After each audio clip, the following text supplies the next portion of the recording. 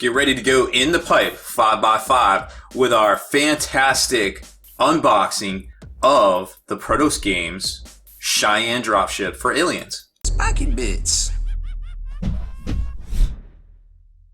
What's up, hobby maniacs? Rob Baer with you again today, taking a look at this fantastic dropship straight out of Aliens 2 or Aliens, whichever you want to call it, but we all know what we're talking about here. This is the Cheyenne dropship, and it's an awesome kit for both games of Alien vs. Predator and any other tabletop games out there, 40K, that you might want to use it for. Now, this particular kit, like I said, it's amazing. We got a review copy here. It's pretty neat. It comes in, this is a limited edition model. Of course, it's fully licensed by 20th Century Fox. You can see the Weyland-Yutani logo here, of course. You know, if you're into these movies, you know exactly what that is. And it comes in a freaking little wooden footlocker even. Like, this is real wood here. Well, some sort of kind of wood. But don't get it twisted. It's still pretty awesome. This is literally the best out-of-box experience that I've ever seen from a miniatures company that's mainstream. You know, I mean, of course, you know, Kingdom Death has some really good stuff out there, but this just takes the cake. I mean, you slide it out and you can see all the parts. Each one comes with a certificate of authenticity, of course. Ours is marked review because it is a review copy here. And then it's got this little twine kind of thing, so you can basically carry it around. And on the back is your instructions, or your exploded diagram, so you can put it together, which is all Forge World used to give us, to be quite honest. So like this, we were lucky if we got something like this from Forge World for like the first 10 years, 12, 15 years of its existence, honestly. So you're gonna have to be a little bit of a hobbyist to work on this thing, but don't get it twisted. This is an awesome kit. And here you can see the exploded view, basically how it goes together. It's got the ramp supports, struts for the ship itself, cockpit glass, or cockpit supports. You're gonna have to put pane glass in there if you want, but again, very similar stuff out of Forge World. Then you've got the two missile weapon systems on the side, the flip out missile wings right here, and then the back tail section, ailerons, etc., etc. But what's really cool about this is that its actual overall size, lengthwise, is 10.6 inches. So that's roughly 17 inches long, and wide it's 10.6. What was it? 10.3 inches wide. So this dimension is the exact same, nearly, wingspan of a Thunderhawk gunship from Games Workshop. So that kind of gives you an idea of just how big it is. Why it's as long as a Thunderhawk gunship is wide. Now the Thunderhawk itself is 19 inches long, so this is a little bit short as far as that goes, but this is still bigger than your normal Storm Raven gunship if you're into 40K and you're kind of trying to figure out how big this thing is. And it's smaller than a Thunderhawk gunship, just to give you an idea. And we're going to do some comparisons as well. So once you open this bad boy out, like I said, it's got this little sliding wood panel kind of thing. You get a certificate of authenticity, and then you can see the parts all laid out and arrayed in front of you, which is a fantastic looking. You're like, oh, cool. And they do it, it's all arranged, so you got the front of the cockpit, and then you got the wings and stuff back to here. So it's all basically right in here. Everything's, if it's kind of fragile, it's got a little plastic wrap kind of thing on it. There's a couple of just miscellaneous bag parts right here, some of the struts and things like that. But for the most part, everything's its own piece, right? Now this is, I can't tell you what kind of resin this is. This isn't plastic, it's some sort of resin. I'm not a, atomologist. I don't know what all this stuff is. It looks like things that we've had in the past. It doesn't look like a crappy plastic or anything that comes in some of the privateer starters. This looks like a higher quality resin. I mean, this price point of this particular kit is 150 pounds. So I think that's like in American monies, I want to say that's like 185 bucks. So you're getting a good quality product in that regard for the material. Of course, the Ubi experience is out of the park on this one completely. You've got everything packed in here with some straw. Now I've shaken it up and moved it around, so it's settled a little bit. But when I got it, I was really surprised. I was like, this made it all the way across the ocean in just this package, because it was basically wrapped in cardboard and sealed in plastic over top of that. And I was pretty much amazed by it. Like, nothing appeared broken. I was taking it out, I was looking at it, I was playing with it, I was making, rocket noises and, jet engine noises and stuff like that. Just really, really impressed by this. So let's get the parts out here for you to give you an idea of just how big this thing is. So this is the piece you just saw upside down right about here. So it actually goes right side up. This is the front of the ship. The cockpit goes right here, and then the tail section goes here, and the fold-out wings go here, the pylons, etc., etc. You kind of get the idea, right? So you got little fairings and thrusters and the strut assemblies for the flip-down ramp. Because remember in the movie, they got this little flip-down ramp, which is here-ish, right? So you've got this flip-down ramp, and somehow it attaches. Again, I haven't put it together yet, but you saw in the diagram, it kind of attaches like that. Now, just to give you an idea of how big that actually is, while you can't fit a Rhino in this cavern or anything like that, it would theoretically fit on this tread. So, you know, it wouldn't be out of place if you wanted to use this for Warhammer 40K, that you could, you know, in theory say, hey, that's kind of, you know, how it is right there. So just to give you an idea.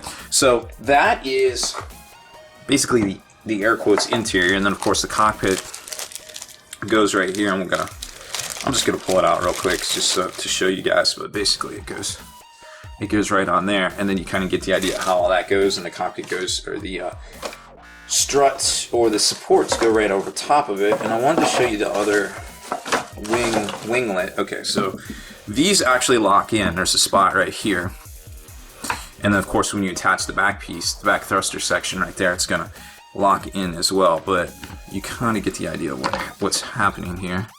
If I can line it up using the viewfinder.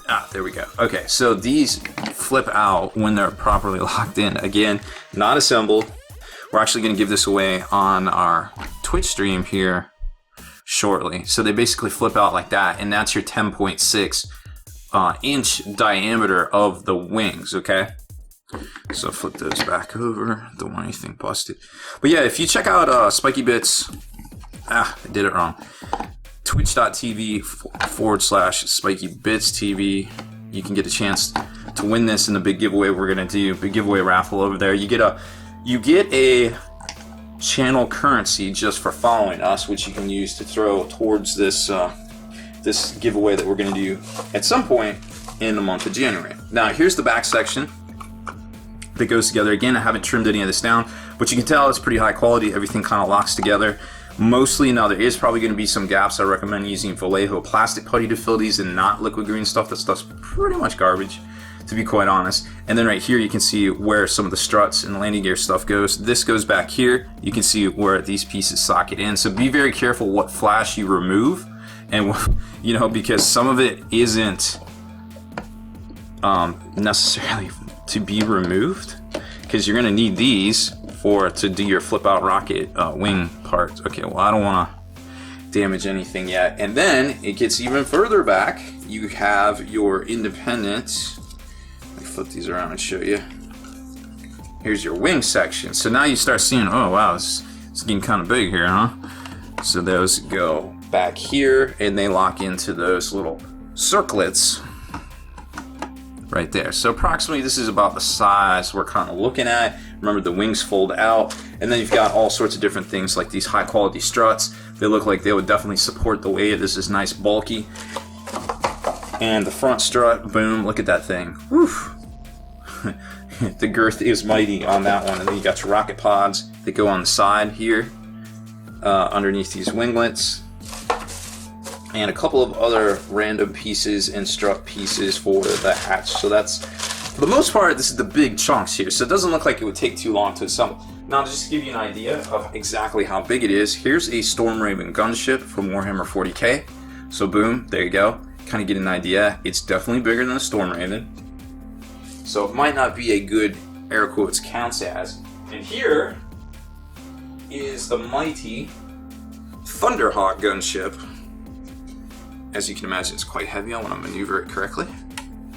That we're gonna superimpose over top of this. So like I said, its wingspan, or its length, is going to be about the same as the wingspan of the Thunderhawk. Now remember, this isn't glued together or anything like that, but this kind of gives you an idea. It is about 9 inches shorter. Forgive my hand, this is heavy. It is about 9 inches shorter than a Thunderhawk, but it gives you a good idea of what they're going for, and that it is unique to their game, but you can still adapt it to your needs as a hobbyist in general. So don't be afraid to, think out the box It's a great collector's piece. Obviously, a ton of history here. You put this on the tabletop, and people are like, "What? It's the dropship from Aliens. It's the coolest thing ever." Because I tell you what, if I had an opening in my hobby schedule right now, I would totally paint this thing up and play with it. But be that as it may, I do not. And at some point, I got to give back to you guys. We got this provided to us to take a look at and review, and I am very, very excited for this product. I think it's a high quality product. Don't forget to wash it off. You're definitely going to have to soak this. You can tell there's a lot of mold release on it. That's what all that shiny stuff is.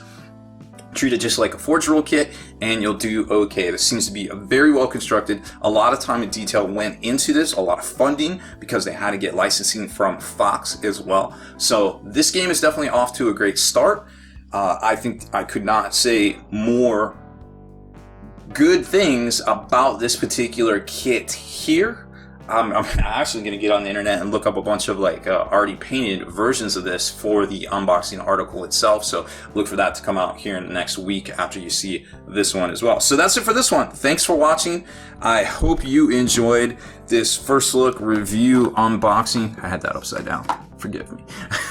Of the Cheyenne dropship from Alien vs. Predator game, aka Aliens, aka Aliens 2, or Alien 2 movie from 20th Century Fox, and of course, our friends at Prodos Games.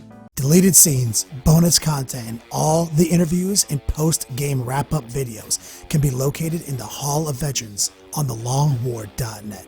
Visit thelongwar.net today and try a week completely free with no strings attached. That's not all. TheLongWar.net is also your hobby resource for exclusive early access with an ad-free experience to all your favorite videos. Members of the Hall of Veterans gain early exclusive access to multiple hobby videos.